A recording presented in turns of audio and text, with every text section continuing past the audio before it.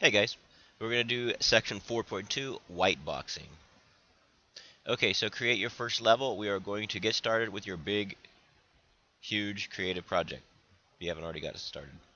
Okay, so each member is going to make a separate level. So if you have 2 team members, there's going to be 2 levels, three team members, 3 levels, so on and so forth. And eventually you're going to piece those together.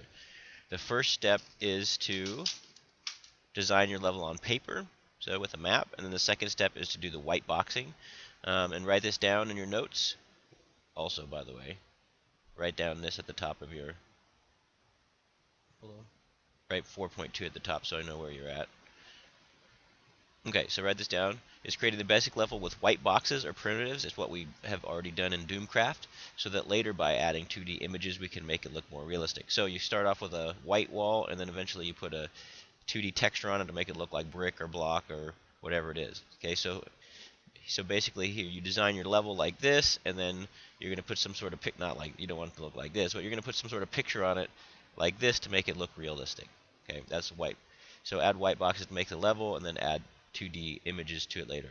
So by doing that, blocking out the scene with primitive geometry, it's quick. It allows you to sketch out and play a level. So that's the idea. Is you build and play a level, so figure out, is it fun? And then you can refine it quickly, and then after you really like it, then you can start adding the artwork to it to make it look more realistic. You can play the level and see if it works before putting a lot of time into the graphics. This is level design, so you can get a job doing this. The discipline of planning and creating scenes in the game. Okay, so if you like doing this, you could become a level designer. Okay, so each team member is going to make a separate level on paper. So if you haven't done this yet, you need to do this. So you guys are all familiar with this. Plan the big creative game project. So if you haven't finished that and got your points for that, then obviously go and do that first. Okay. Teams will add all the levels into one game later on. We will start with the white boxes to set up the level that you drew on paper, and then add 2D images later.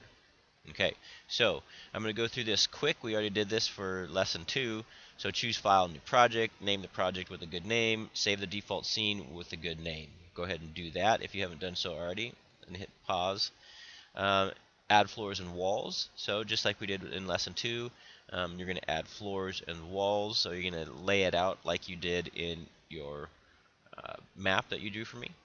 Okay, and then this is just a little reminder. We're going through this again. This is a reminder how to maneuver around. Take these notes.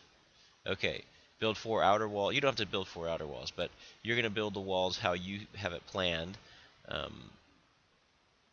So you're going to need some walls for this lesson so that we can add images to the walls later. So make sure you're at somewhere you're going to add some walls.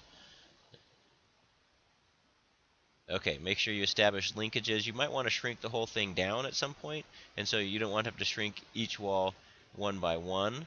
Okay, so create linkages, and if you don't know how to do that, ask me and I'll show you. Okay, we take these notes.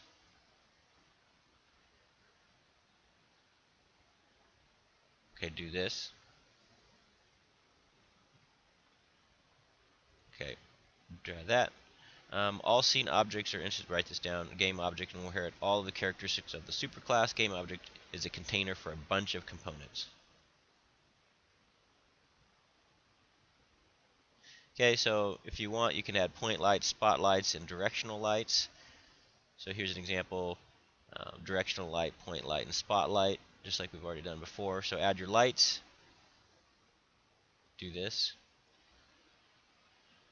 Okay, so add a player. So add the player. You can just use the player that we've had in the past. You can download a player, whatever you want to do, but add your player however you want for your game. And this is how we did it before. Okay, attach the camera to the player. Okay, and that's it. So obviously I went through that quick, and I will help you along the way in class if you need it.